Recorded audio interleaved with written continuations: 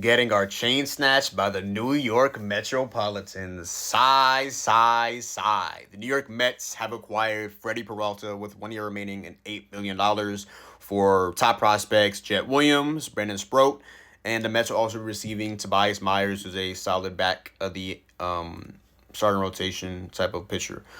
Brandon Sproat is the Mets' number 5 prospect. I believe, according to MLB Pipeline, he was a top 100 prospect at the top of my head.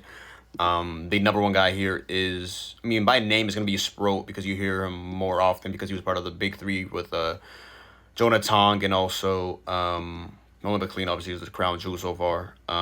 Yeah. Freddy Peralta is now the ace of New York Mets, and like I mentioned, he is only going to cost them $8 million because of his last year of his deal. Jet Williams is really the crown jewel because he's, again, the number 30 of the ranked prospect here, and Sproats is unranked. So, yeah. They now have a starting rotation with Freddy Peralta, Nolan McLean, David Peterson, Clay Holmes, Sean Manaea, and Kodai Senga. So they don't have Jonah Tong right now in the rotation currently, but you can at any point switch Clay Holmes back to the bullpen. You could just put Jonah Tong in as well. But yeah, this was a team that desperately needed an ace, and they got it in Freddy Peralta. Now you take some pressure on Nolan McLean. There's number 2. Cool. Peterson's a solid guy. Clay Holmes, he's all right. Sean Manaea, sure, if you think he can bounce back. Kodai Senga, he was good, but his stuff took a step back, and he's also the injury prone as well. But his ERA, if you look at that, you're like, oh, he had a really good season. If you really watch the game, you can tell it really wasn't a great season from Kodai Senga at all. And a cheap contract, though, so it was whatever. But Freddy Peralta is the New York Metropolitan. This is a big-time acquisition. Freddy Peralta is a damn good pitcher. Freddy Peralta is a top 20 pitcher in the league at very minimum, and he's only getting paid $8 million this season. He's coming off a season where she put up a 2.7 ERA, which is a career low. Started 33 games, 176 innings, 204 strikeouts. He has 3 consecutive 200 strikeout seasons. This season, he had a 28.2% strikeout rate. He did have a decently high 9.1% walk rate, limited damage contact, and underlying expected stats all look good. Ground ball percentage only at 37.5%, but who really cares when you have the whiff percentage at 30.1%. Average fastball velocity is around like 95 miles an hour. This is a damn good pitcher. 29 years old. Metropolitans just got him. Snatched the Yankees chain. After getting Bo Bichette, the Yankees, after the Mets got Luis Robert Jr., they got Cody Bellinger for 5 years, 32.5 a year. The 5th highest AAV ever for an outfielder, and at least top 10 ever for an outfielder, especially in this day and age. So, Uncle Stevie Cohen, President of Baseball Operations, David Stearns, they're doing their things at the end of the day. The Yankees are re-signing Cody Bellinger. Have no idea I follow them. Now, Ben is a solid player at all, but people said as soon as that contract is signed, it's an underwater contract. Yankee Stadium merchant. Athleticism merchant. And the Mets just went out and got Bo Bichette and then went out and got Freddy Peralta today. Now, what are the Brewers getting in both Sproats and Jet Williams? Now, Jet Williams is 5'7". He plays in multiple different positions. His ETA, according to MLB Pipeline, is 2026, so it should be up decently. He's coming off he's only 22 years old. He's 5'7". Played in AAA last year. He had 209. He struggled with a 718 OPS in 34 games. He hit 7 homers, stole 2 bases in 34 games. And then there's Brandon Sproat, who I don't think he can be labeled as a prospect anymore, to be quite frank. I mean, I'll quickly search up Mets top prospects. I don't know if we'll see like Brandon Sproat up there. Brandon Sproat, who he actually is technically, yeah, Brandon Sproat is technically a prospect still. Make sure I don't. So Brandon Sproat had a cup of coffee last year. Yeah, he pitched 4 games, pitched with a 4.79 ERA, 6 innings of 3-run ball his first game, 6 innings of no run ball, then 4 innings of 4, and then 4 2/3 innings of 4-run ball.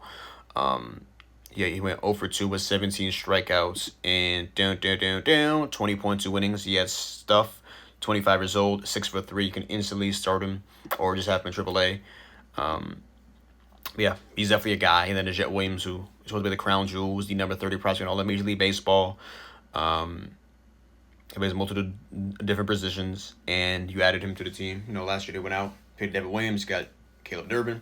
But now this time around, you trade Freddy Peralta again. It has to be just gut-wrenching for Brewers fans. You have a star-level player, and he's about to enter free agency. You don't want to pay him, so you go ahead and trade him a year before free agency. And you reap the benefits of what the return on that all is. So, yep. Right now, according to roster resource, their lineup is looking like Jackson Chorio, Bryce Terang, William Contreras, Christian Yelich, Andrew Vaughn, Sal Frelick, Caleb Durbin at third base. Right now, there are two basically weak holes. Is left field and shortstop with Jake Bowers and Joey Ortiz, respectively. Bowers, you can play him against right-handed pitching. Ortiz is a defensive stud. Got him in the Brewers trade with DL Hall for Corbin Burns. In the Orioles trade with for Corbin Burns. So maybe down the line they see maybe one of their outfielders potentially being Jet Williams, and I believe there was somebody as well, Garrett Mitchell, but I believe he has strikeout issues off the top of my head. Don't quote me on that, but yeah. In terms of their rotation, they also traded away Tobias Myers, who obviously starred in 2024, but I believe took a step back this past season. Their rotation right now currently is Brandon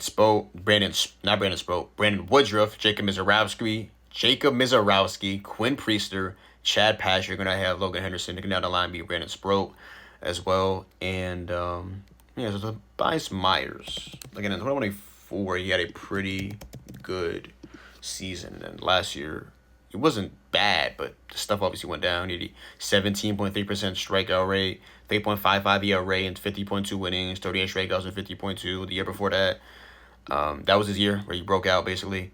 A 22.3% strikeout rate. Not great stuff by any means, but 3 ERA, 27 starts, 138 innings, 127 strikeouts, a whip at 1.17.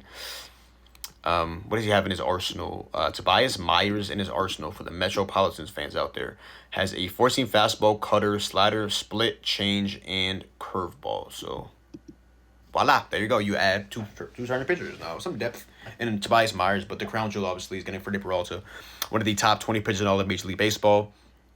And you traded away Jet Williams, who maybe you didn't really see a path for him down the line for the current New York Mets team. And then Brandon Sproat, who you have an abundance of depth at the point that Jonah Tong isn't even in your rotation right now currently, so you can definitely trade from within.